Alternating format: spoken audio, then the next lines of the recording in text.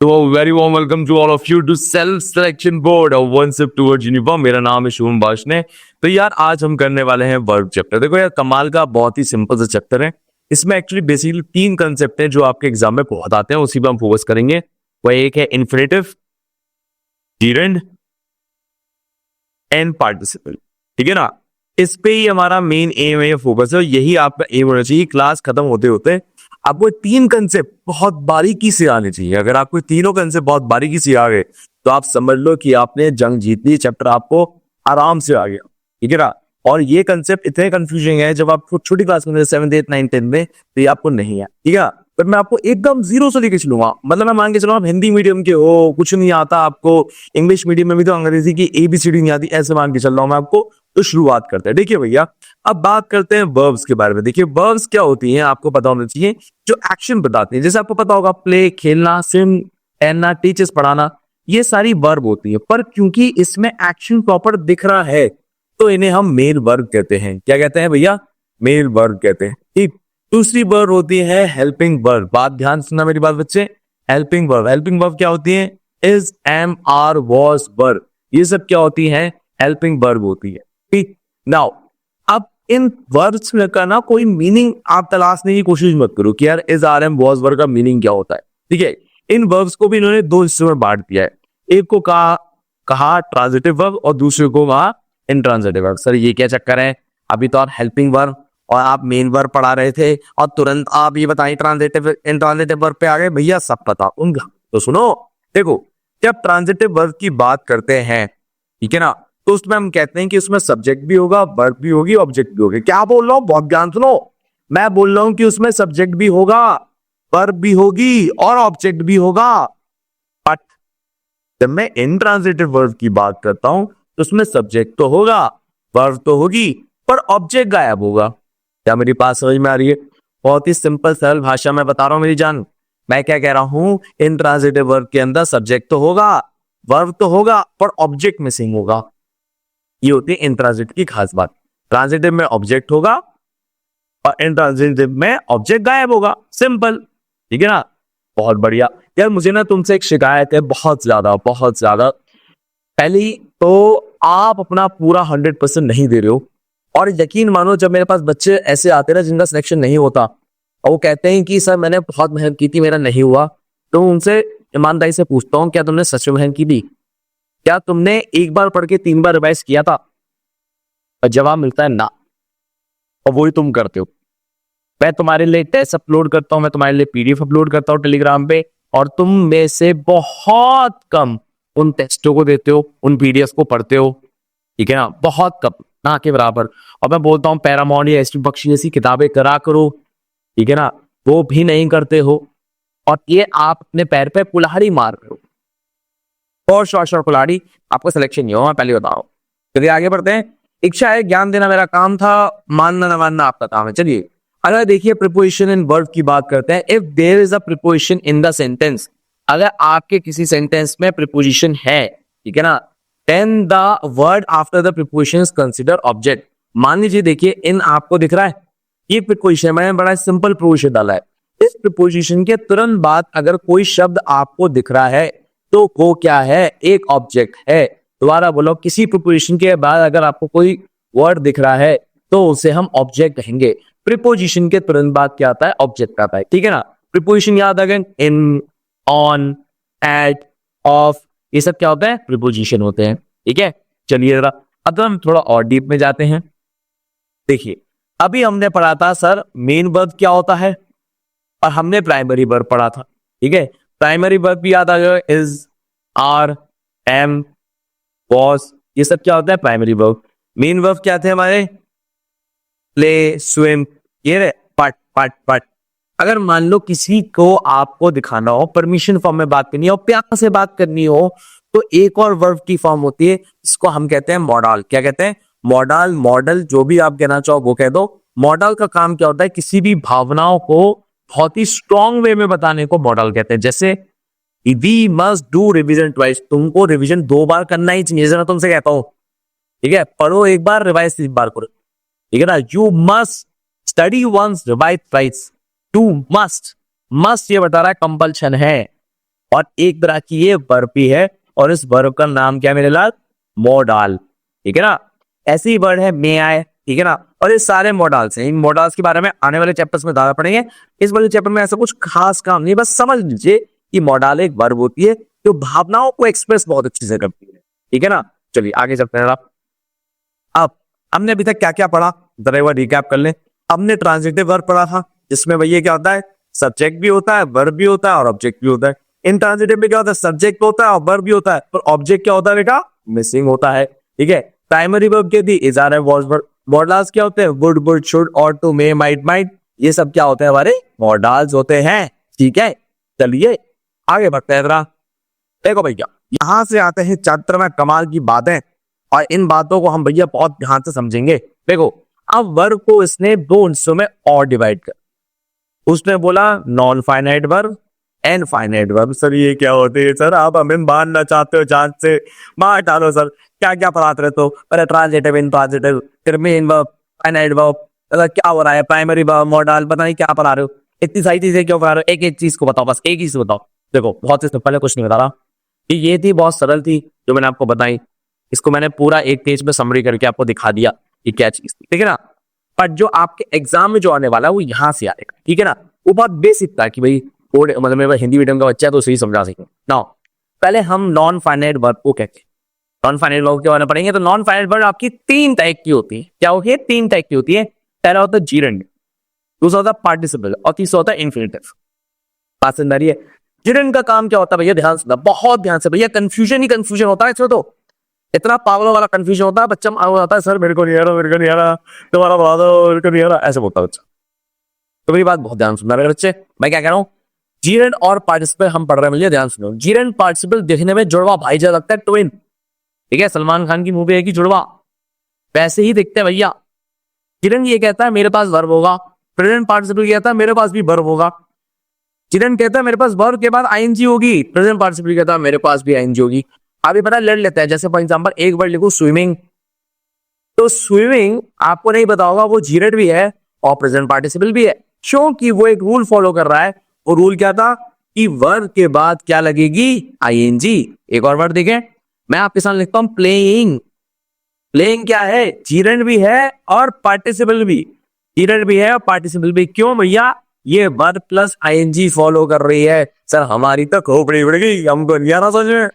देखो भैया, ये बहुत बच्चों का दिक्कत है भैया, बहुत बच्चों का दिक्कत है। ये मैंने कुछ ना बताया यार, ध्यान सुनो।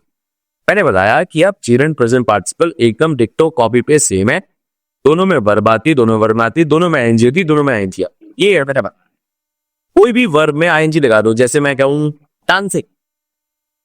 डांसिंग आपकी जीरेंड भी हो सकती है और ये आपकी पार्टिसिपल भी हो सकती है। तो सब कुछ तो अंतर होगा। हाँ, बिल्कुल अंतर है, बहुत बड़ा अंतर है। अंतर ध्यान सुन लो, नजर एकदम स्क्रीन पे। जीरेंड जब भी इस्तेमाल होता है नाउन की तरह इस्तेमाल होता है, और प्रेजेंट पार्टिसिपल जब भी इस्तेमाल होता है वो एडजेक्टिव की तरह इस्तेमाल होता है। दोबारा बोल रहा हूं, जीरेंड जब भी इस्तेमाल होता है किसकी तरह होता है मेरे लायक, मेरे बंदे? नाउन की तरह होता है, और प्रेजेंट पार्टिसिपल एडजेक्टिव की तरह। हाँ बस बोल दिया सर आपने तो, नाउन एडजेक्टिव, नाउन एडजेक्टिव, हमें तो याद हो जाएगा ऐसी। मैं याद कराऊंगा अभी, और तुम्हें पता भी लगाऊंगा मैं। देखो मेरी बात ध्यान सुनो। लो, नाउन का तो काम, पहले हम नाउन का काम समझते हैं। नाउन कहाँ कहाँ आता है समझो। जैसे मैं आपको कहूं राम इज गोइंग, तो मुझे बताओ नाउन कौन सा है? सर राम। और अगर हम इस राम की खास बात देखें तो इस राम की एक जगह है, क्या है कि वो सेंटेंस की शुरुआत में आ रहा है, और जब वो सेंटेंस की शुरुआत में आ रहा है तो उसकी तुरंत बाद क्या आ रही है? Primary verb, is, are, am, was verb. Same way अगर मान लीजिए वर्ब प्लस आईएनजी, ध्यान से सुनना, वर्ब प्लस आईएनजी अगर आता है शुरुआत में और उसके तुरंत बाद क्या आती है? Is, are, am, was verb, has, have, तो वो क्या है? एक जीरेंड है। दोबारा देखिए, गैम्बलिंग के बाद क्या आ रही है? प्राइमरी वर्ब, तो गैम्बलिंग क्या है? एक जीरेंड है। क्या मेरी बात समझ में आ गई मेरे लाल? समझ में आई नहीं आई? मुझे बताओ, बता यार, मेरे को जल्दी बता, मेरे को दिमाग खराब हो रहा है यार, जल्दी बताओ। हाँ सर, आधी आधी आधी आधी आधी आधी आधी, ठीक है फाइन। अब मेरी बात एक बार सुनेंगे, बहुत ध्यान सुनना मेरी बात। मैं कहूं Ram is playing football in the ground. कह रहा हूं इन दी ग्राउंड। तो मुझे बताओ ग्राउंड क्या है? ग्राउंड क्या है? ग्राउंड क्या ऑब्जेक्ट नहीं है? मैंने आपको 2 मिनट पहले पढ़ाया था कि किसी भी प्रीपोजिशन के तुरंत बाद आने वाला आने वाला नाउन क्या होता है? ऑब्जेक्ट होता है। बताया मैंने आपको? बताया था कि नहीं बताया था? जल्दी बताओ। आसान बताया था। किसी भी प्रीपोजिशन के आने वाला नाउन हमारा क्या होता है? ऑब्जेक्ट होता है। ये हमने पढ़ा था। बिल्कुल हमने पढ़ा। सेम वे अगर आपको कभी भी प्रीपोजिशन दिखे और उसके तुरंत बाद वर्ब प्लस आईएनजी लगा हो तो आप उसे क्या बोलोगे? नाउन। और नाउन जिसमें आईएनजी लगा होता है उसे हम बोलते हैं इरेंट। क्या बोलते हैं भैया? इरेंट। अब देखो ऑफ क्या है? एक प्रीपोजिशन है। ऑफ के बाद जो भी चीज लगी होगी वो क्या होगी? नाउन। और नाउन एक ऐसा नाउन जिसमें वर्ब प्लस आईएनजी होती है उसे हम क्या कहते हैं? जीरेंट। क्या मेरी बात समझ में आ रही है? तो मैं तो कंफ्यूज हो गया। मेरे को कुछ नहीं आ रहा है सर, मेरे को कुछ की नहीं आ रहा है। मैं बता रहा हूं भाई, सुनना यार। मैंने क्या था, इरेंट क्या होता है? Verb plus I N G. और ये वर्ब प्लस आईएनजी नाउन की तरह एक्ट करता है। समझ में आ रही बात? तो देखो मैंने अभी कब बताया, Ram is playing football in the ground. हमने क्या पढ़ा था कि प्रीपोजिशन के तुरंत बाद एक नाउन आएगा, उस नाउन को हम ऑब्जेक्ट कहेंगे। सेम पे देखो यहां पर भी एक प्रीपोजिशन आ रहा है। प्रीपोजिशन के आने वाले वाले वाले वर्ड को, तुरंत आने वाले वर्ड को हम क्या कहते हैं? नाउन कहते हैं। और नाउन क्या होता है? ऑब्जेक्ट।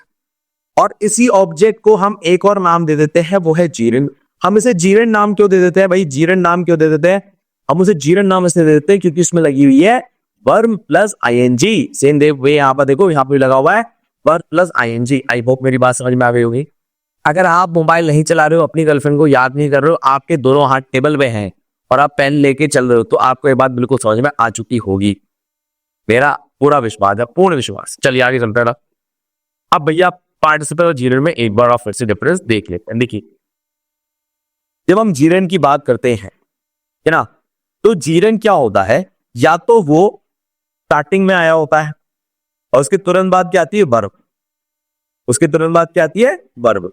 ठीक है ना? सेम वे ऐसा भी हो सकता है कि वो प्रीपोजिशन के तुरंत बाद आ रहा हो। दोनों ऑप्शन है हमारे पास।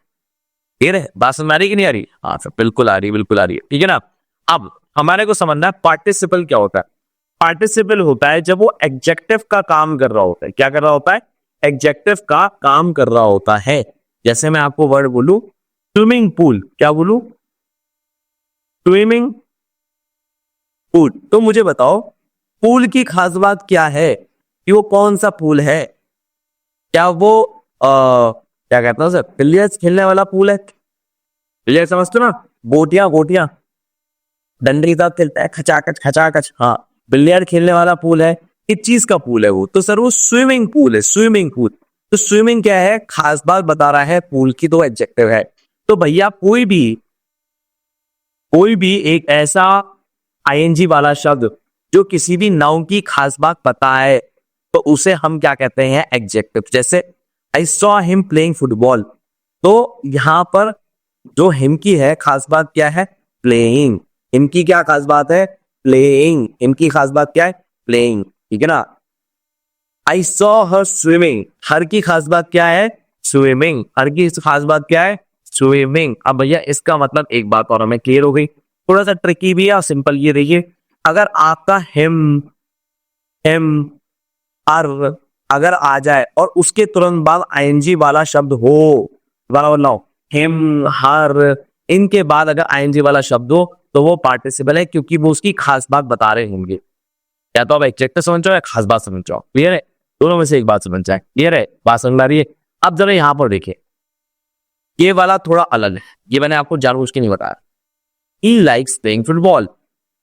अब कई लोग क्या कहेंगे? सर सर लिसन ना sir, he sentence are same same but different. देखो प्लेइंग फुटबॉल, प्लेइंग फुटबॉल, देखो यहां पर हिम की खास बात है, वो प्लेइंग कर रहा है। बट यहां पर ही लाइक्स प्लेइंग है। ठीक है ना? वो पसंद है, उसकी खास बात नहीं बताई गई, वो बस पसंद है। ठीक है। दूसरी बात, एक क्लू और आप याद रखना, अगर कभी भी तुरंत बाद, दोबारा ध्यान सुनो, मेन वर्ब, ध्यान सुनो बेटा, क्लू बता रहा हूं, क्लू, कंफ्यूजन ना हो, ठीक है। मेन वर्ब के बाद, मेन वर्ब के बाद तुरंत आईएनजी आ जाए, मेन वर्ब के बाद तुरंत आईएनजी आ जाए, तो आप उसे जीरेंड मार्क करना, शॉर्टकट। अगर मेन वर्ब के बाद कभी आईएनजी आ जाए तो आप उसे जीरेंड मार्क करना, ठीक है ना। कई बार होता है एडजेक्टिव पता लगाने में दिक्कत आती है, ठीक है ना, तो भैया ध्यान रखना है इस बात का। ठीक है ना, ये खास बात है। कायदे का आपको क्लियर हो गया होगा टाउन पार्टिसिपल। नहीं सर, मेरे को डांस से क्लियर हो जाएगा सर। अबे क्लियर कर रहा हूं ना यार, सुनना मेरी बात। देखो, मैंने एक ही वर्ड की बाल की खाल निकाली है। देखो, snow boarding, snow boarding is fun. क्या ये इससे पहले आ रहा है? हाँ। अगर मैं कहता यहाँ पर कुछ और लगा रहता है, जैसे क्या लगाऊं, क्रिकेट इज फन, क्या क्रिकेट एक नाउन है? हाँ सर, क्रिकेट एक नाउन है। इस फन सही होता? हाँ सर है। ऐसे ही स्नो बोर्डिंग, स्नो बोर्डिंग भी एक तरह का नाउन है, और इस नाउन को हम क्या कहते हैं? जीरंड। जीरंड की खास बात क्या होती है? जिसमें वर्ब प्लस आईएनजी आता है। मुझे कैसे पता ये जीरंड है? क्योंकि ये हेल्पिंग वर्ब से पहले आ रहा है। हेल्पिंग वर्ब से पहले वाला चीज नाउन की तरह एक्ट करता है, और जो नाउन में हम वर्ब प्लस आईएनजी फॉर्म में डिनोट करते हैं उसको हम जीरंड कहते हैं। क्या मेरी बात समझ में आ रही है? बहुत प्यार से समझाइए भाई, इससे प्यार से हम समझा नहीं माइंड।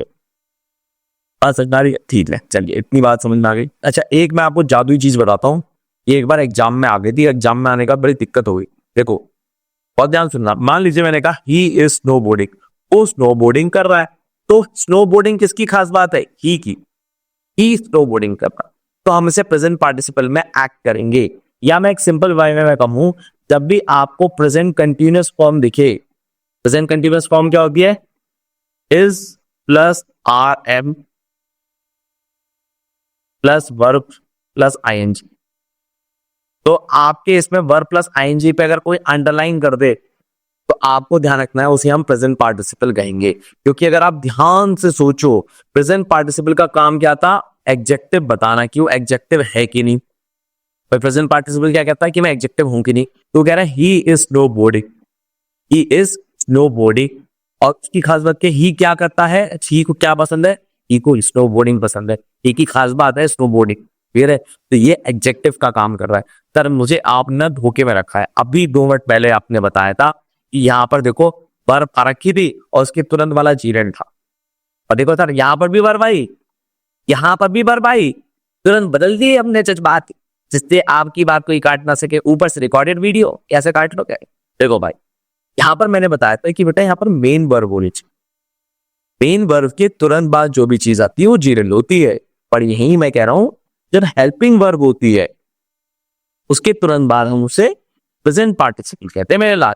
क्लियर है? आई होप मेरी बात समझ में आ रही हो। नहीं आई तो बाहर में जाओ। तो यार मैं मजाक में कर रहा हूँ, बाहर में नहीं जाओगे, तुम कहाँ जाओगे? कमेंट टेक्स्ट में जा रहा, तुमको पिक कर रहे हो, ठीक है ना। एक बार 1000 बार 3000 बार 5000 बार सारे टाइम पड़ा हुआ है। ठीक है, चल यहाँ तक की बात होगी। मुझे नींद आ रही है यार कसम से, बोलते बोलते थक जाता हूँ कई बार।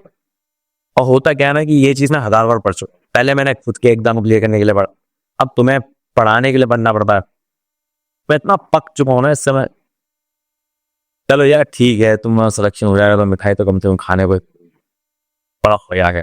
चल देखो जरा, एक और snow boarding is the winters food. क्या यहाँ स्नो बोर्डिंग नाउन की तरह एक्ट कर रहा है? ऐसा कर रहा है। अगर नाउन की तरह एक्ट कर रहा है तो मतलब क्या हो गया? जीरेंड। Very good. I love snow boarding, I love snow boarding. यहाँ पर स्नो बोर्डिंग क्या कर रहा है? ऑब्जेक्ट की तरह एक्ट कर रहा है। दूसरी बात, लव है मेन वर्ब, मेन वर्ब के बाद आने वाला वर्ड क्या होता है? जीरेंड होता है, ये हमने पढ़ा था, ठीक है। उसके बाद देखिए भैया,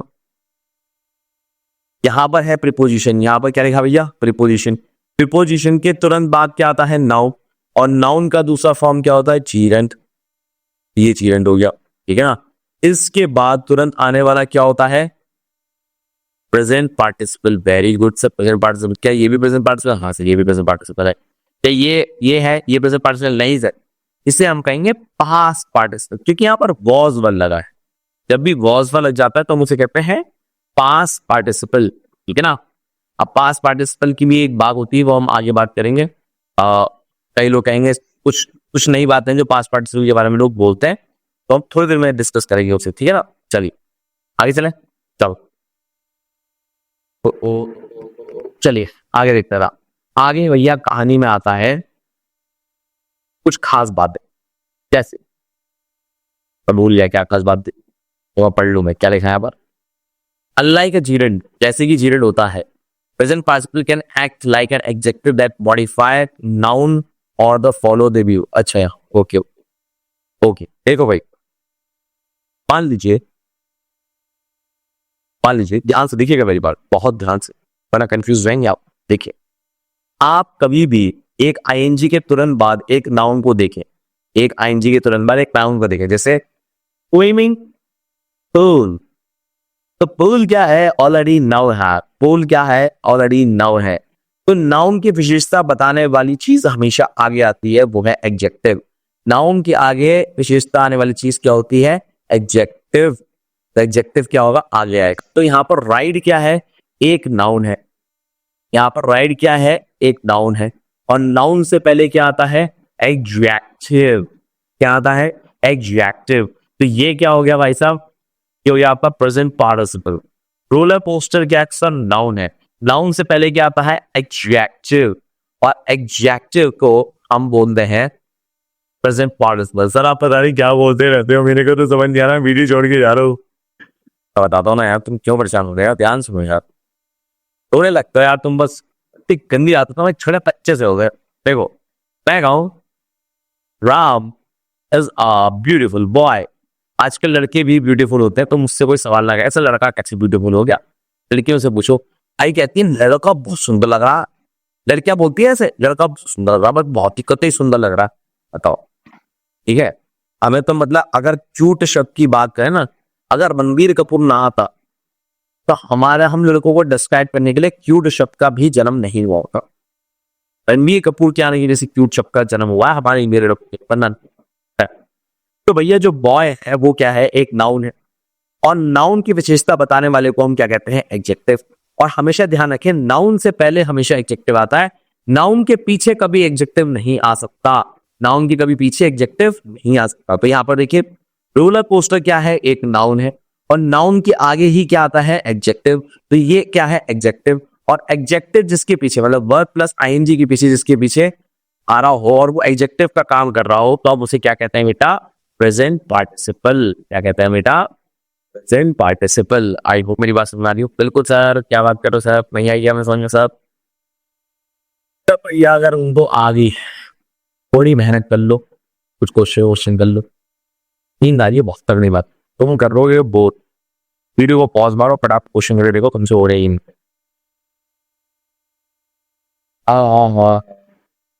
ला ला ला ला ला ला ला। देखो भाई, अमेजिंग मूवी। अब मूवी है नाउन, तो इससे पहले वाला क्या होगा, एडजेक्टिव। और ऐसा एडजेक्टिव जिसमें वर्ब प्लस आईएनजी लगा हो उसको हम क्या कहते हैं, present participle. English is noun, और नाउन से पहले लगे वाले को हम क्या कहते हैं, एडजेक्टिव। देन ये क्या हो गया, प्रेजेंट पार्टिसिपल। क्लियर पाए। Preposition, about is preposition, preposition के जस्ट बाद वाले वर्ड को हम क्या कहते हैं, हम कहते हैं जीवंत। वर्ग के तुरंत बाद आने वाले को हम क्या कहते हैं, बताओ। द प्रेजेंट पार्टिसिपल, इसको हम क्या कहेंगे, द प्रेजेंट पार्टिसिपल। इसको हम क्या कहेंगे, प्रेजेंट पार्टिसिपल, क्योंकि इसकी जो वर्ब है वो एक ही है। ठीक है, अगला देखो। Direction was very confusing, very confusing. Now मैं कहता हूं वेरी ब्यूटीफुल। मैं क्या, वेरी ब्यूटीफुल। तो ब्यूटीफुल जो है वो क्या है, एक एडजेक्टिव, और उससे पहले क्या है, वेरी। सो कंफ्यूजिंग भी क्या हो गया, एक एडजेक्टिव हो गया। और जिस एडजेक्टिव के पीछे आईएनजी लगा होता है हम प्रेजेंट पार्टिसिपल का आता है। क्लियर है। वर्ब के तुरंत बाद क्या आता है, सब प्रेजेंट पार्टिसिपल। ये मेन वर्ब है, मेन वर्ब के तुरंत बाद क्या आता है, सो जीवन, आपका जीवन। That's it.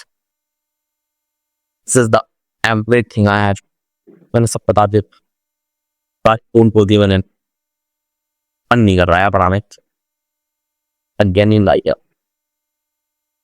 चलो भाई नींद दिन को मारो बोली, काम करते हैं। देखिएगा आप एक और क्वेश्चन देखिएगा, ये जो आपके सुंदर सुंदर वर्ड है ना, ये सुंदर सुंदर वर्ड है, ये कहते हैं कि अगर ये वर्ड कहीं आ गए तो वो जीरण लेंगे नहीं। जैसे दे एंजॉय, अब देखो एंजॉय यहां पर लिखा हुआ था बेटा, एंजॉय वर्ड आया, उसके तुरंत बाद क्या आएगा, प्लेइंग, आईएनजी, मतलब वर्ड प्लस आईएनजी फॉर्म आएगी और उसको हम क्या कहेंगे, जीरण। ये आपको याद करने पड़ेंगे, ये आपको एग्जाम में आते हैं।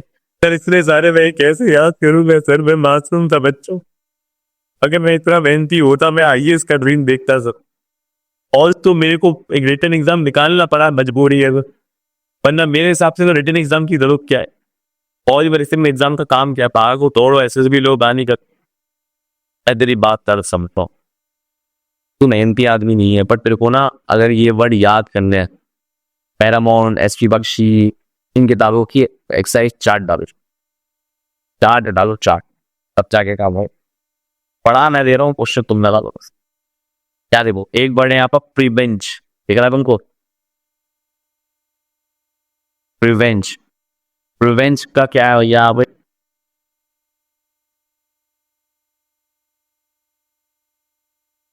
वर्ब प्लस आईएनजी, प्रिवेंट का क्या है यहाँ पर, वर्ब प्लस आईएनजी। समझ में आ रही है? हाँ सर बिल्कुल समझ में आ रही है, वेरी गुड वेरी गुड। क्या ओके, ये तो मैं आपको बता चुका हूँ, और ये हो गया, तो मैं आपको बता दूं, ठीक है। ये वाला भी देख लो, जब भी कोई अपोस्ट्रोफी एस वाला केस आए और उसके बाद आपको कोई वर्ब प्लस आईएनजी दिखे तो आप उसे कहेंगे जीवन। सर ऐसा क्यों? जैसे मैं कहता हूं राजू's कार, तो मुझे बताओ राजू के तुरंत बाद क्या है, कार, कार क्या है, नाउन, इसलिए हम मानते हैं कि अपोस्ट्रोफी एस के बाद जो भी आईएनजी फॉर्म आ रही है वो एक नाउन है, और नाउन को हम क्या बोलते हैं मेरे लाल, जीरेंट बोलते हैं। अगर मान लो आपके सामने डिसलाइक, हेजिटेशन, रिस्क जैसे शब्द आए या उनका सेंस आए तो उसके तुरंत बाद आपको आईएनजी लगाना है और उसे हम कहेंगे जीरेंट। क्या कहेंगे? जीरेंट। तो अभी हम क्या कहेंगे? जीरेंट, जीरेंट कहते हैं, ठीक है ना।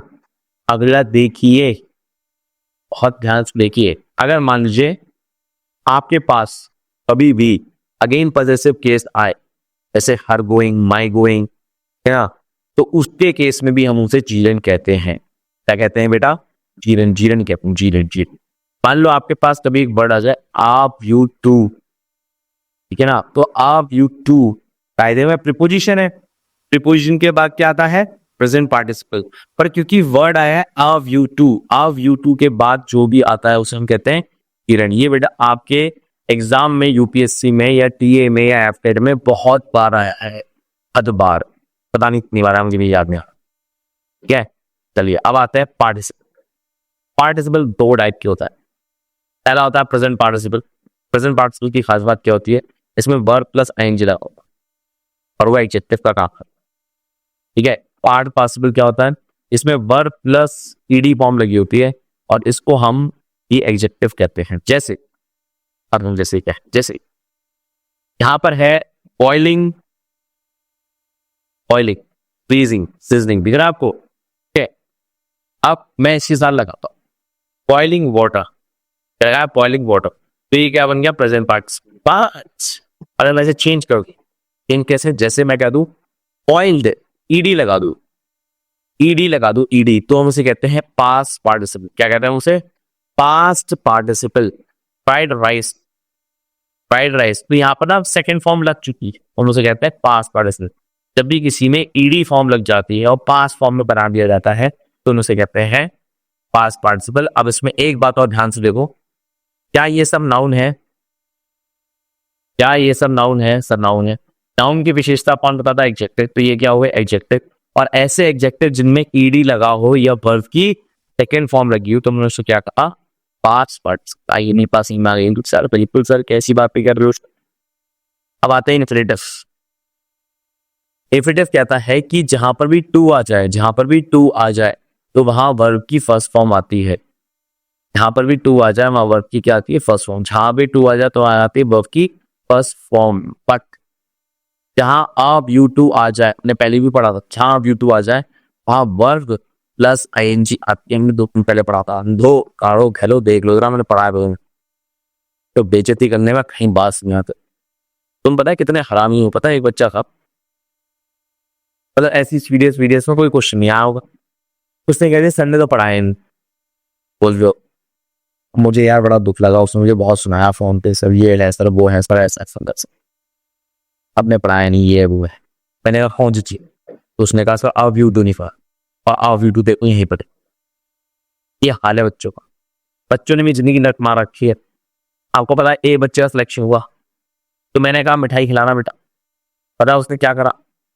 जोमेटो, 10 जोमेटो कर दिए हैं 100 रुपए, है ना, अब आराम से खा लेना। आ नहीं पाऊंगा मैं, सिलेक्शन के बाद आता हूँ यूनिफॉर्म बन के। मुझे इतना बुरा लगा इसे। अगर रिटर्न तुम्हारा क्वालिफाई हो गया, तुम्हारी इतनी अल्लाह हिम्मत, इतने बुरे बच्चे हैं। मेरे का तो खून ही उबल जाए, इतना खून उबल हुआ था मेरा, क्या बताऊं। तेरा भी पढ़ाने का मन नहीं करता, वाह थोड़ा सा पढ़ा मैं। हाँ, चलिए आगे करते हैं। देखिए ये जो वर्ड्स हैं जिनका आप इस्तेमाल करेंगे क्वेश्चन करने, ठीक है ना, agree, arrange, damn, care, cease, ये सारे वर्ड क्या लेते हैं अपने तुरंत बाद लेते हैं टू। क्या लेते हैं? टू। जैसे जैसे देखिए यहाँ पर वर्ड लिखा है प्रिपेयर, दिख रहा है, यहाँ पर भी लिखा है वो प्रिपेयर। तो प्रिपेयर के बाद क्या आएगा? वर्ब टू आएगा, और टू के बाद क्या आएगी? वर्ब की फर्स्ट। यहाँ पर देखो वर्ड लिखा है डिसाइडेड, डिसाइडेड देखो, डिसाइड, डिसाइड के बाद तुरंत बाद क्या आता है? वर्ब की फर्स्ट फॉर्म। क्या आता है? वर्ब की फर्स्ट फॉर्म। आगे देखो जरा, आगे देखो, आगे आगे आगे। अब ये वाले जो शब्द है ना, जो मैं आपको नीचे वाले दिखाने जा रहा हूँ, ये थोड़े अटपटे हैं, ये ना वाल देखो, ये कहते हैं मैं सारी वर्ब, ये कहते हैं सारे, कहा है यहाँ पे, ये सारी वर्ब। जैसे यहाँ पर देखें अलाउ, अलाउ आपको दिख रहा है? सब दिखता दिखता। अलाउ कहेगा पहले मैं ऑब्जेक्ट लूंगा, ऑब्जेक्ट, ऑब्जेक्ट के बाद मैं लगाऊंगा टू, टू लगाऊंगा, टू के बाद क्या लगाऊंगा? वर्ब की फर्स्ट। सेम है यहाँ पर देखो, एक वर्ड होगा requested, requested, requested, object, to, to के बाद वर्ब की फर्स्ट। ठीक है, तब बिल्कुल समझ में आ। आगे देखो आगे, ये बोलता है जो मॉडल्स होते हैं, जो मॉडल्स होते हैं वो भी इन्फिनेटिव का काम करते हैं। मतलब जब भी ये वर्ड इस्तेमाल होंगे इनके तुरंत बाद वर्ब की फर्स्ट फॉर्म आएगी। जब भी मॉडल्स का इस्तेमाल होगा इनके बाद वर्ब की फर्स्ट फॉर्म आएगी। ठीक है, अब देखो एक और बात देखो, rather than, sooner than, had better, ये जो वर्ड्स होते हैं इनके तुरंत बाद कभी भी टू का इस्तेमाल नहीं होता है। ठीक है ना, जैसे देखें एड बेटर, कभी भी टू का इस्तेमाल नहीं होगा। He had better to finish, ये गलत हो जाएगा। ठीक है ना, रेदर देन, कभी भी टू का इस्तेमाल नहीं होगा, पर वर्ब की क्या फॉर्म आएगी? फर्स्ट फॉर्म आएगी। करो करो, एड बेटर के साथ ही देखो जरा, ये एग्जाम में सबसे ज्यादा मोस्ट इंपॉर्टेंट है, एग्जाम में आता है, कन्फर्म आता है, कन्फर्म। अब दूसरे पेपर में आपको मिल जाएंगे, स्पॉटिंग एरर में खासकर ये फेवरेट है, सबसे आसान, मतलब ये एग्जाम का एक्सट्रीम लेवल है, देखने को मिलेगा, है ना। आगे देखिएगा, T can be use with the infinitive without it. देखो go to see the pair, ये भी सही है, go and see the pair, ये भी सही। टू के साथ भी आ सकता है और विदाउट टू भी सी वर्ड का सवाल हो सकता है। ठीक है, आगे देखो भाई यार, क्या बताना नहीं चाहिए तुम्हें, यहाँ सीक्रेट नहीं बताना चाहिए एग्जाम के लिए। अब ये यार ये एग्जाम में बहुत होता है। जैसे देखो यहाँ पर इन्फिनेटिव, जैसे आपके कुछ ये है, ये क्या है आपके एक तरह से एडजेक्टिव, क्या है ये? एडजेक्टिव। ठीक है, mother was delighted to see her son और after a long, they were glad to see. इन एडजेक्टिव के तुरंत बाद टू आता है, टू के बाद आती है वर्ब की फर्स्ट फॉर्म। सेम है यहाँ पर देखो, एक वर्ब है नो, एक वर्ब है नो, इस नो के तुरंत बाद, इस नो के तुरंत बाद इन्फिनेटिव का इस्तेमाल होता है, नो के तुरंत बाद इन्फिनेटिव का इस्तेमाल होता है। देख ये बात आपको ध्यान रखनी, ये छोटी छोटी बातें। Practice practice practice practice practice practice practice. Pick any book, Paramore, Need to Sing, SP Bakshi, any book. From there you get lot of practice mission. वो कंसेप्ट हमसे समझा दिया है। अब आता है फाइनाइट और डिफरेंट का एक लास्ट आपको समझाने। फाइनाइट में आप हेल्पिंग वर्ब का इस्तेमाल करते हैं, वहीं इनफाइनाइट में आप हेल्पिंग वर्ब का इस्तेमाल नहीं करते, नॉट। क्लियर है, ये खास बात है। ठीक है, अब देखो फाइनाइट और इनफाइनाइट मैंने आपको समझा दिया, बट उसमें एक झूठ और है। देखो फाइनाइट वर्ब की खास बात ये है कि ये इसके अकॉर्डिंग चेंज हो जाता है। फॉर एग्जांपल यहाँ शी की जगह लिखा होता दे, यहाँ पर आता राइट, बता मैं, यहाँ पर दे की जगह लिखा होता शी, यहाँ पर क्या आता, यहाँ पर कुछ नहीं, यहाँ पर सेम है, ये प्लेड हो जाता है ना। ठीक, तो ये कहना ये चाह रहा है कि यहां पर जिसके साथ बदलाव हो जाए, देखो इसके साथ भी बदलाव हुआ, अगर प्लेड ना लिख के प्लेस लिखा होता या प्ले लिखा होता तो ये बताता है प्रेजेंट टेंस में। तो जो वर्ब बदल जाती है, जो वर्ब बदल जाती है सब्जेक्ट के अकॉर्डिंग और टाइम के अकॉर्डिंग, उसे हम कहते हैं फाइनाइट वर्ब। क्या बोल रहा हूं मैं, जो वर्ब टाइम के अकॉर्डिंग और सब्जेक्ट के अकॉर्डिंग बदल जाती है उसे हम कहते हैं फाइनाइट वर्ब। और कुछ वर्ब ऐसी होती है जो नहीं बदलती, जैसे अगर मान लो टू स्टार्टिंग में लग गया तो वर्ब की फर्स्ट फॉर्म ही आएगी, चाहे फ्यूचर टेंस हो, चाहे पास्ट टेंस हो, चाहे सिंपल प्रेजेंट टेंस। ठीक है, वहीं देखो एंजॉय स्विमिंग में आपको पता है एंजॉय के तुरंत बाद आपका वर्ब प्लस आईएनजी आएगा, हर हालत में आएगा, ना वो टाइम डिपेंडेंट है ना वो ऑब्जेक्ट रिलेटेड है कि ये टू के बाद आएगा, ऐसा कुछ नहीं। ठीक है ना, तो इस बात का ध्यान रखें। This is the whole. तो अब भैया आपके लिए भैया है टेस्ट। पार्ट 1 एक्सरसाइज भी आपको खुद ही करनी है, पार्ट इसके आंसर भी दिया मैंने, पार्ट 2 एक्सरसाइज भी खुद ही करनी है आपको, और पार्ट 3 एक्सरसाइज भी आपको खुद ही करनी है। और ये सारी की सारी एक्सरसाइज मैंने आपको कहाँ दे रखी है, टेलीग्राम ग्रुप में। टेलीग्राम का लिंक कहाँ है आपका, है ये आया भाई तुम भैया, हाँ ये self selection board test, CDS self selection board और एक है एनडीए सेल्फ सिलेक्शन बोर्ड, दोनों के लिंक आपको पड़े हुए हैं, वहां जाके देखिएगा, अभी मजा आएगा। ठीक है, इस सारे क्वेश्चन आपको करने हैं। मैं आपको मिलता हूँ अगली वीडियो में, मैंने वर्क करा दी है, अब हम बात करेंगे आपकी वोकैब की बारे में, है ना। तो अब हम बात करते हैं भैया वोकैबुलरी के बारे में। वोकैबुलरी में भैया क्या बात करने वाले हैं, तो समझो। पहले हम बात करेंगे मोनेस्टिक के बारे में। देखिए मोनेस्टिक एक वर्ड है जो आपने हो सकता है सुन रखा हो, आपने ना मोनेस्ट्री सुना होगा। मोनेस्ट्री समझते हो, मोनेस्ट्री वो होती है जहां पर जो बॉन्ग प्रॉन्ग लोग होते हैं ना वहां रहते हैं। ठीक है, उनकी जो लाइफ स्टाइल होती है उसको हम कहते हैं मोनेस्टिक, की लाइफ स्टाइल को क्या कहते हैं, मोनेस्टिक। ठीक है ना, अब जरा भैया क्वेश्चन देखो जरा बराबर। क्वेश्चन ये कहता है the monastic tradition of Tibet preserve the ancient Buddhist manuscript. जो मोनेस्टिक ट्रेडिशन है, जो लाइफ स्टाइल है, उसने तिब्बत को प्रिजर्व कर रखा है इन एंशिएंट में बुद्धिस्ट मैन्युस्क्रिप्ट में। ठीक है ना, तो भैया अब यहाँ पर ये है, यहाँ पर कह रहा है कि जो मोनेस्टिक वर्ड है जो कि मॉन्क से रिलेटेड है, वो एक्चुअली कहना क्या चाह रहा है, मोनेस्टिक वर्ड किस चीज के लिए रिलेटेड है, तो आंसर क्या आएगा, बी। सर बिल्कुल यही आंसर है। अब जरा देखो मोनेस्टिक वर्ड जो मॉन्क से रिलेटेड है वो इनमें से किसके लिए फिट बैठता है, क्या वो एक बिजी हॉस्पिटल के लिए फिट बैठता है, आंसर है नहीं। क्या वो यूनिवर्सिटी ऑफ साइंस नैप के लिए फिट बैठता है, आंसर है नहीं। क्या वो स्टॉक एक्सचेंज जो स्टॉक मार्केट होता है वहां फिट बैठता है, नहीं। क्या वो मेडिटेशन वाला जो एरिया होता है जहां पर साइलेंस मेंटेन करना होता है वहां बैठता है, हाँ, is the right answer. Clear है। अगला देखो भैया क्वेश्चन देखो, अगला है प्राइमी। देखो ये लड़कियों को देख के आपका मन नहीं उछलना चाहिए, मेरी बात ध्यान सुनिए। प्राइवी वर्ड का मतलब क्या होता है भैया, प्राइवेट मतलब होता है एक्सक्लूसिव और प्राइवेट नॉलेज, एक ऐसी नॉलेज जो कुछ ही लोगों को पता है। जैसे फिर लड़कियों की गॉसिप होती है, लड़कों तक कभी नहीं आती। ठीक है, तो उस गॉसिप को हम क्या कह सकते हैं, प्राइवी। ठीक है, अब प्राइवी वर्ड को जरा हम थोड़ा क्वेश्चन फॉर्मेट में देखते हैं ना।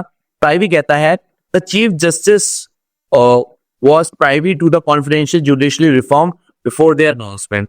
चीफ जस्टिस भाई साहब जो थे अपनी जो नॉलेज थी, जो भी उसका जजमेंट था उसके बारे में कॉन्फिडेंशियल थे और उसको अनाउंस नहीं, बिफोर अनाउंसमेंट पता नहीं लगने देना चाहते थे। तो पूछना चाह रहे हैं भैया प्राइवी का यहाँ पर मीनिंग कहाँ बैठ रहा है, जरा देखिए जरा।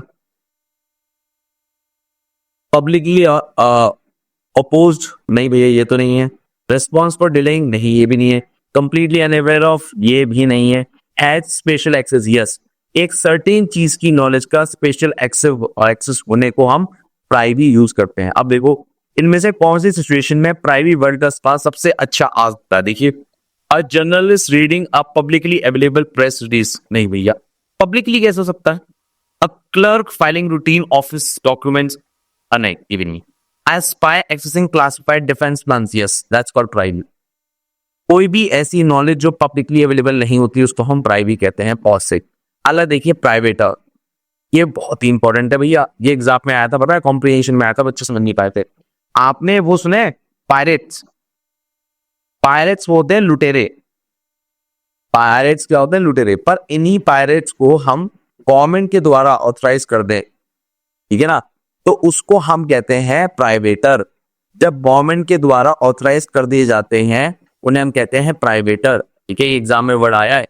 अगर यहां पर देखिएगा, what was the primary role of privateer, privateer का मेनली काम क्या होता है, उसका काम क्या होता है, to attack enemy vessel with the state approval. क्या मेरी बात समझ आ रही है? हाँ सब बिल्कुल आ रही है।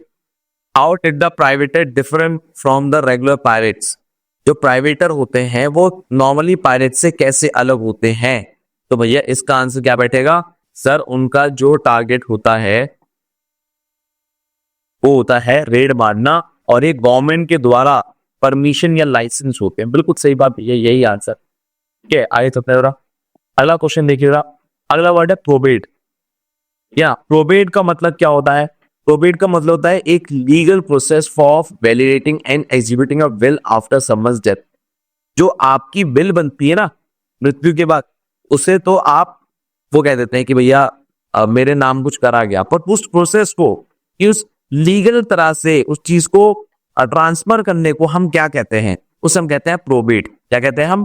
प्रोबेट, ठीक है ना। जब आपकी जायदाद किसी को ट्रांसफर की जा रही है उसके लीगल प्रोसेस को हम क्या कहते हैं? प्रोबेट। जरा यहां पर सेंटेंस देखिएगा,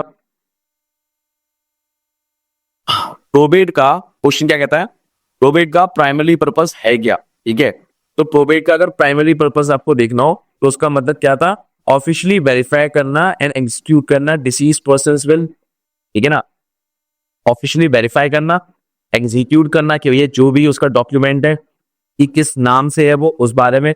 दूसरा ऑप्शन है टू डिस्ट्रीब्यूट चैरिटी, चैरिटी करने के लिए काम आता है। टू मीडिएट फैमिली डिस्प्यूट, जो फैमिली डिस्प्यूट है उसके रिगार्डिंग आता है। या draft new will of elderly individual, इसलिए काम आता है भैया। ये आता है आपका किसी की जो विल है उसको प्रोसेस करने में काम आता है। ये भी आपका राइट आंसर बैठेगा। बात समझ आ रही है कि भैया एक बंदे की बिल बन चुकी है, अब उस बिल को आगे हमें बच्चों में बांटना है, टर्म्स में बांटना है, तो भैया उसको एग्जीक्यूट करने को हम क्या कहते हैं? प्रोबेट। क्लियर है? अच्छा, एक वर्ड और होता है प्रोबेशन। आपने प्रोबेशन वो पीरियड होता है जब आप ना 6 मंथ के नॉन परमानेंट टाइप फॉर्म में आप नौकरी करते हो। किसी भी यहां जब आप नौकरी करते हो ना तो 6 मंथ तक आप प्रोबेशन पीरियड में कहा जाता है। प्रोबेशन पीरियड का मतलब होता है कि आप टेम्परेरी हैं। आपने ना पैरा एसएफ में भी सुना होगा कि प्रोबेशन पीरियड है 90 दिन का, प्रोबेशन पीरियड है। उस 90 दिन के प्रोबेशन में मतलब क्या है कि आप टेम्परेरी है, परमानेंट नहीं है अभी। ठीक है, तो प्रोबेशन मतलब क्या होता है? टेम्परेरी। ठीक है, चलिए आगे देखते हैं। अगला वर्ड देखिए, प्रोबिटी। प्रोबिटी मतलब क्या होता है? प्रोबिटी मतलब होता है quality of being honest and behaving correctly. ईमानदार होना और ईमानदारी से रहने को हम प्रोबिटी कहते हैं। तो ऑनेस्ट की जगह आपको हमेशा याद करना होगा प्रोबिटी। याद रखो, ऑनेस्ट मत बोलना आज के बाद, प्रोबिटी बोलना भैया वर्ड। तो प्रोबिटी का भैया यहाँ पर कहां पर बैठेगा? एक ऐसा इंसान जो एथिकली कंडक्ट और पब्लिक ट्रस्ट में आता हो, जो ईमानदार हो। तो यहाँ पर B is the right answer आपका बैठेगा। अगला देखो, कौन सी सिचुएशन में प्रोबिटी एकदम करेक्ट बैठ रहा है? एक जज है, उसने रिफ्यूज कर दिए bribe to deliver impartial verdict. जज ने रिफ्यूज कर दिए ब्राइट, इससे वो गलत वर्डिक्ट, गलत फैसला ले दे। एक politician unusing a state fund for personal travel. तो ये एक पॉलिटिशियन है, वो स्टेट फंड का इस्तेमाल करता है ट्रैवल करने के लिए। एक ब्यूरोक्रेट है, फेवरिंग रिलेटिव्स एंड रिक्रूटमेंट। एक ब्यूरोक्रेट है, आईएएस ऑफिसर है, और वो अपने खानदान को ही रिक्रूट करने में उस ताकत का इस्तेमाल कर रहा है। अब contractor manipulating a quality report. Contractor जो है वो मैनिपुलेट कर रहा है जो भी रिपोर्ट चाहिए, ठीक है ना। तो आंसर क्या बैठा इसमें? ए। एक जज ने रिफ्यूज कर दिया कि मैं ईमानदारी से ही काम करूंगा, तेरी रिश्वत नहीं लूंगा मैं। ये है। अगला देखिए, अगला वर्ड है प्रॉक्टर। क्या वर्ड है? प्रॉक्टर, नया वर्ड है ये, ठीक है।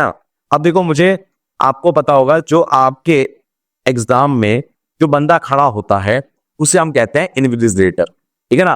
उस एग्जाम के इन्विजिलेटर को दूसरा जो उसका एक सिनोनिम है उसे हम कहते हैं प्रॉक्टर। क्या नाम है? प्रॉक्टर। ये रहे, आपको समझ में आ रहा होगा कि भाई फर्क काटा जाता भाई हमें, ठीक है ना भाई। यही है इंग्लिश का टफ लेवल।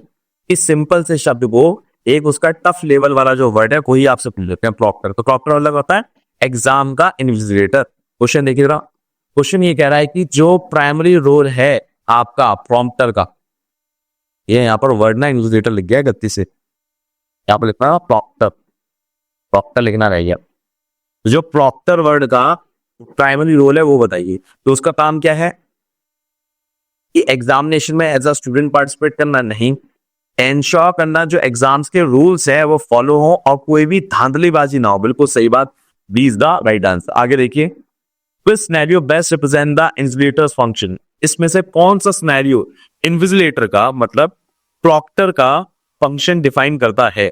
तो प्रॉक्टर का जो फंक्शन डिफाइन करता है वो है भाई साहब यहां पर कौन सा है? ये वाला बी वाला, official checking hall ticket exam centre entrance. अभी बड़े आसान लग रहे होंगे सारे वर्ड्स। अभी प्रॉक्टर कहीं आ जाता ना दिमाग खराब हो जाता तुम्हारा, ठीक है ना। इतना आसान हो मत माना, रिवाइज करना मेरे बच्चे। अच्छा एक बात और मेरे लाल, मैं तुम्हें 1000 बार बोल चुका हूं अब कई बच्चों ने उसे पूछा क्या ये जो आप वोकैब करा रहे हो वो इनफ है, मोर देन इनफ है? तो मेरा आंसर है कि मैं देखो पूरी कोशिश है कि मेरी वर्ड से आएंगे ही आएंगे आपसे, बट आपको एक किताब और करनी है, वो है वर्ड पावर मेड इजी। क्यों मैं ऐसा बोल रहा हूं? देखो अब कोई भी एग्जाम हो गया है उसमें 60% अब वोकैब आ रही है, और वर्ड पावर मेड इजी जो मैं आपको करा रहा हूं ना उसका 2 से 3 बार रिविजन करवा दी। अब मैं हमेशा कहता हूं एक बार पढ़ो और 3 बार रिवाइज करो। तो ये किताब सभी को करनी है, वर्ड पावर मेड इजी। इसका लिंक मैंने डिस्क्रिप्शन बॉक्स में डाल दिया है, ईमानदारी से प्लीज करना, नहीं करोगे तो लाइफ की एबीसीडी लग जाएगी। चलिए आगे चलता है। अगला देखिए, प्रोडिगल। वर्ड क्या है? प्रोडिगल। प्रोडिगल मतलब होता है someone who spend money and resources freely and wastefully, जो बहुत ही ज्यादा खर्चीला आदमी हो, ठीक है ना। खर्चीले को एक और कहते हैं स्पेंड थ्रिफ्ट, जो बहुत ही ज्यादा पैसे खर्च करता हो उसे हम कहते हैं प्रोडिगल या स्पेंड थ्रिफ्ट भी बोलते हैं, ठीक है ना, याद रखना। तो प्रोडिगल का मतलब जो बहुत ज्यादा खर्चीला करता हो। अब यहाँ पर पूछ रहा है कि जो प्रोडिगल वर्ड है, ठीक है ना, उसके लिए मैंने एक आपको सेंटेंस दिया। तो क्या दिया क्वेश्चन में? एक सेंटेंस दिया, कहता है the prodigal here depleted the family wealth with in a decade through the extravagant parties. एक प्रोडिगल हेयर, प्रोडिगल मतलब होता है खर्चीला, हेयर मतलब वंशज, हेयर मतलब क्या होता है? वंशज। उसने डिप्लीट कर दिए जितनी भी फैमिली की वेल्थ थी, सिर्फ एक डिकेड में 12 साल के अंदर पूरी की पूरी खत्म कर दी है इन एक्स्ट्रावेगेंट पार्टी। एक्स्ट्रावेगेंट क्या मतलब होती है? लैविश। एक्स्ट्रावेगेंट वर्ड का मतलब क्या होता है? लैविश। देखो एक ही सेंटेंस के अंदर 3 वर्ड आ गए, 3 वर्ड्स, ठीक है ना। अब आपको अगर वोकैब अच्छी नहीं है तो आप कर नहीं पाते। तो प्रोडिगल के लिए पूछ रहा है कि यहाँ पर प्रोडिगल किसके लिए सही वे में डिफाइन करता है, ठीक है ना। तो उसके लिए होता है ये वाला, B is the right answer, ठीक है। देखो बहुत इंपॉर्टेंट है, मैंने आपको की चीज बताई। प्रोडिगल मतलब होता है वेस्ट मनी, एक्स्ट्रावेगेंट होता है आपका लैविश लाइफ जीने वाला, और आपका हेयर का मतलब होता है वंशज, वंशज नेक्स्ट जनरेशन को कहते हैं, ठीक है। अल्लाह देखिए प्रोडिगल इनमें से कौन सी सिचुएशन में सबसे ज्यादा सही बैठता है? एक किंग है, इसने गोल्डन टेम्पल बनाया है, पाइल पीपल स्टार्क, जब लोग भूखे मर रहे हैं। दूसरा है अ मर्चेंट हु री इन्वेस्टेड द प्रॉफिट। नहीं भैया, व्यापारी जो री इन्वेस्ट कर रहा होता है नहीं। A farmer who stored the grain, एक फार्मर है जिसने अपने गेहूं सब बचा कर रखे हैं। एक साइंटिस्ट है who donated her prize money, ये भी नहीं है। A is the right answer. ये किंग है, इसने बेवकूफाना तरीके से अपने पैसे खर्च किए हैं, हो गया प्रोडिगल, क्लियर है। चलिए भैया आगे देखें जरा। अगला वर्ड है प्रॉफर। अगला वर्ड क्या है? प्रॉफर। प्रॉफर वर्ड का मतलब क्या होता है देखिएगा। प्रॉफर वर्ड का मतलब होता है टू प्रेजेंट और offer something someone for acceptance. ध्यान सुनिएगा, प्रॉफर वर्ड का मतलब क्या होता है कि प्रेजेंट करना या ऑफर करना समथिंग जो लोग पसंद करें लेना, ठीक है ना। जैसे मैं आपको एक सेंटेंस कराता हूं, the lawyer proffered new evidence to the court to change the course of the trial. Lawyer ने प्रेजेंट करे ऐसे प्रूफ, ठीक है ना, जो कि एक्सेप्ट हुए एज अ न्यू एविडेंस, ठीक है ना। कोई भी चीज जो आसानी से एक्सेप्ट हो जाए प्रेजेंट करने पे, उसे हम कहते हैं प्रॉफर। क्या कहते हैं? प्रॉफर, ठीक है। आगे देखिए जरा, यहाँ पर एक सेंटेंस बोलता है ambassador proffered a peace treaty to resolve the border dispute. जो एम्बेसडर था उसने प्रॉफर्ड किया है पीस ट्रीटी सामने रखी है जिससे बॉर्डर डिस्प्यूट सॉल्व हो जाए, ठीक है ना। तो भैया इसमें आंसर क्या बैठेगा? जी हाँ, B is the right answer, B is the right answer. अगला देखिए, प्रॉफरिंग वर्ड का इस्तेमाल कहां पर किस सिचुएशन में सही ढंग से हो सकता है? एक जज जब अपना फैसला सुना रहा हो, एक मिनिस्टर जब अपना रेजिग्नेशन दे रहा हो, अ स्टूडेंट जब आंसर कॉपी कर रहा हो, या एक टूरिस्ट जब वो फोटो ले रहा हो किसी भी मॉन्यूमेंट की, है ना। तो भैया यहाँ पर कौन सा होगा? इसमें राइट आंसर होगा बी। ये जब पीएम रेजिग्नेशन देता है तो वो एक्सेप्ट करना ही होता है, ऐसा नहीं हो सकता कि डिनाई कर दिया जा सके, है ना। ओके, चलिए आगे देखिए। अगला वर्ड है पी से ही अगला वर्ड है प्रोफिलिकेसी।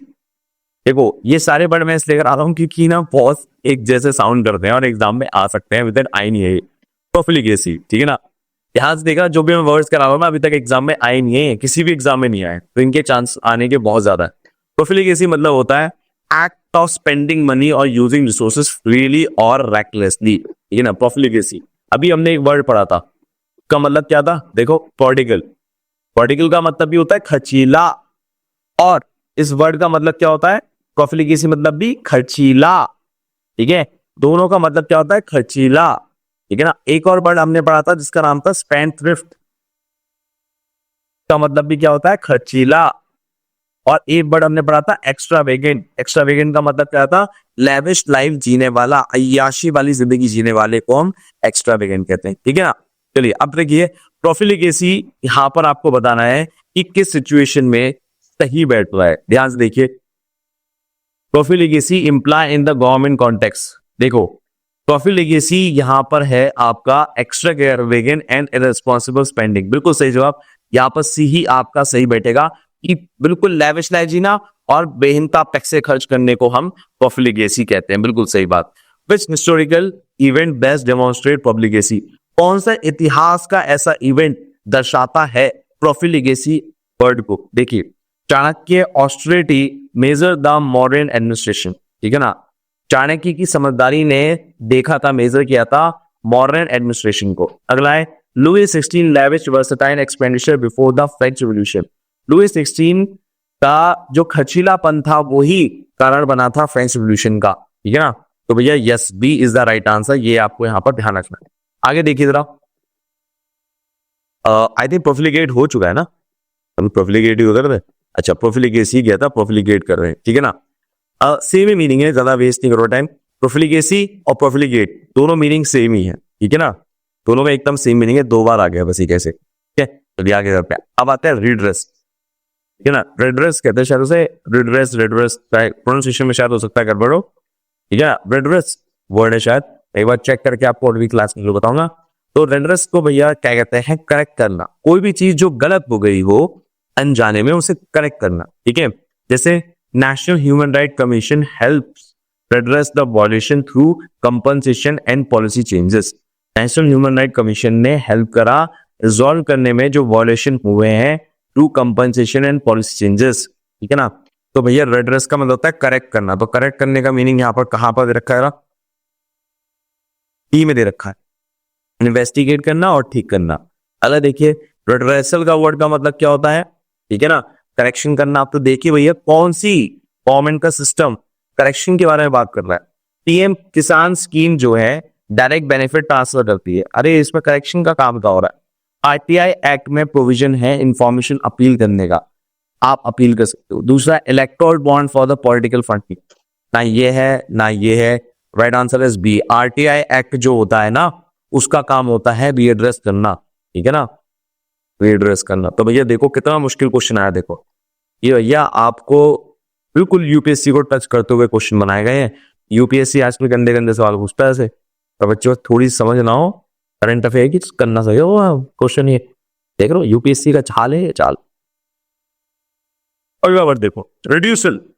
रिड्यूसल वर्ड का मतलब क्या होता है? Capable of being made a smaller and simpler.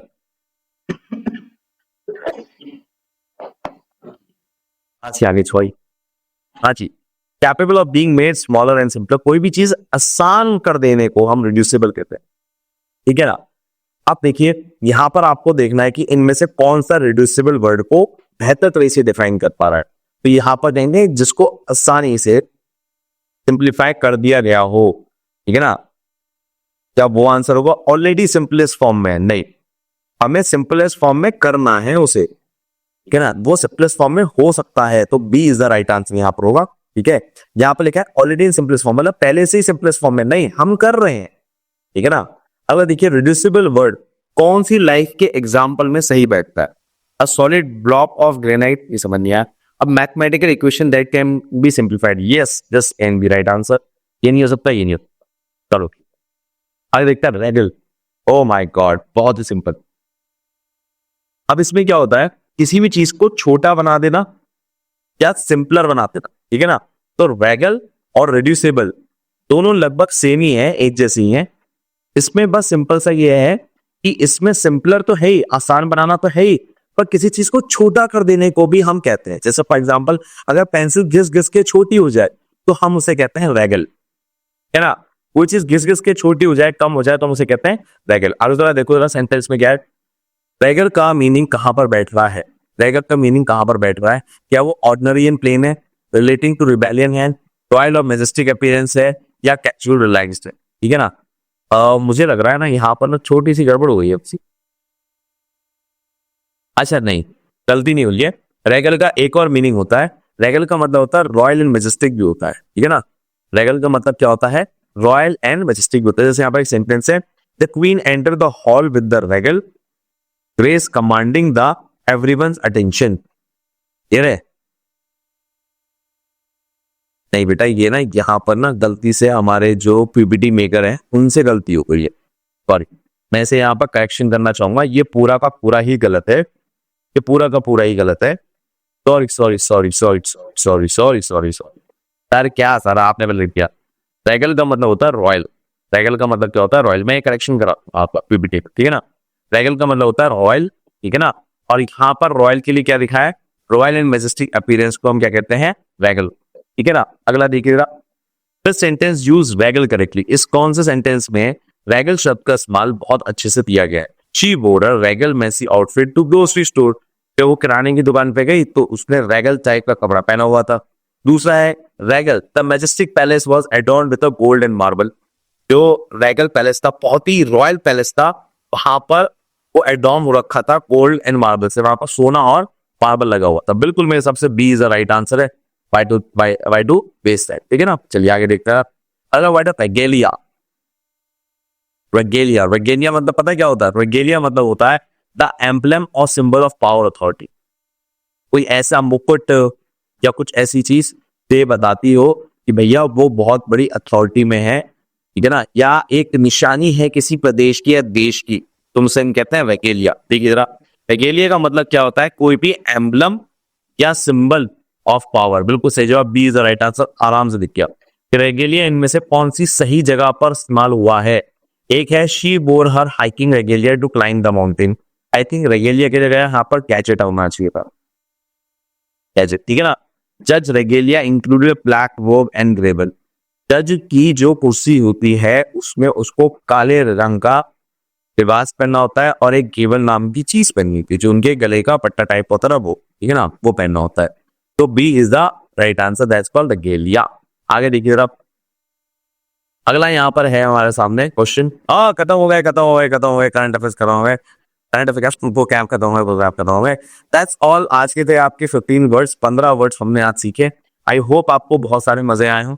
अगर आपने इसे याद कर लिया है हाथ की हाथ, और आप करना चाहते हैं अभी कर लिया है आप हाथ की हाथ रिवाइज करके, अगर कमेंट सेक्शन में सारे के सारे 15 वर्ड लिख दो तो मजा तो है भाई। तुम ऐसे बच्चे हो जिसने भैया पढ़ाई मेहनत से करी, तुरंत के तुरंत कमेंट सेक्शन में लिख दो अभी के, कि हाँ सर ये वर्ड पढ़ा इसका मीनिंग है, ये वर्ड पढ़ा इसका मीनिंग है, ये वर्ड पढ़ा इसका मीनिंग है, ये वर्ड पढ़ा इसका मीनिंग है, ये वर्ड पढ़ा इसका।